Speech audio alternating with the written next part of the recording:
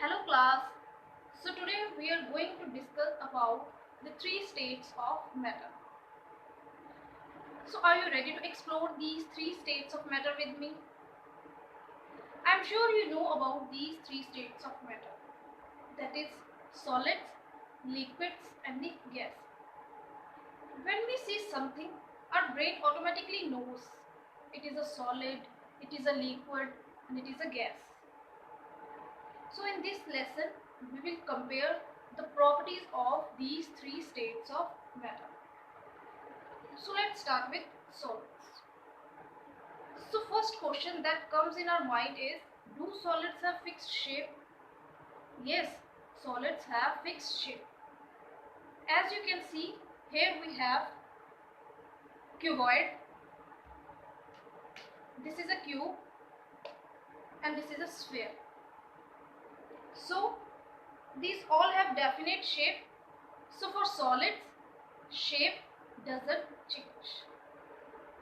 So the next question that comes in our mind is, do solids have fixed volume? Again the answer is yes, solids have fixed volume because the space that they occupy doesn't change. So the solids have fixed volume and we can calculate the volume of these solids. Like to calculate the volume of cuboid, we have the formula length multiplied by breadth multiplied by height. To calculate the volume of cube, we have a cube, and to calculate the volume of sphere, we have 4 by 3 pi r cube. So the next property of solids is, are solids compressible? The answer is no, solids are not compressible. So let's take an example. If we want to compress this, I am unable to compress this. This means solids are unable to compress. The next question is, are solids rigid or fluid? The answer is solids are rigid. Fluids are those that have ability to flow easily. Solids are not able to flow, so that's why they are rigid, because they have definite shape. Let's talk about liquids. Do liquids have fixed volume and fixed shape? Liquids have fixed volume, but they do not have fixed shape. Let's take an example. Here we have a glass of water. The shape of water is the shape of the glass. So if we pour this water into a bowl, as you can see, water takes the shape of a bowl.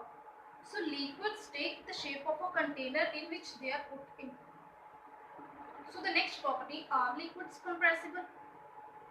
Suppose we have a bottle full of water, and if I want to press this bottle, I am unable to press. Means liquids are not compressible like the solids. Next property is, are liquids rigid or fluid? Earlier also I have said that fluids are those that can flow easily.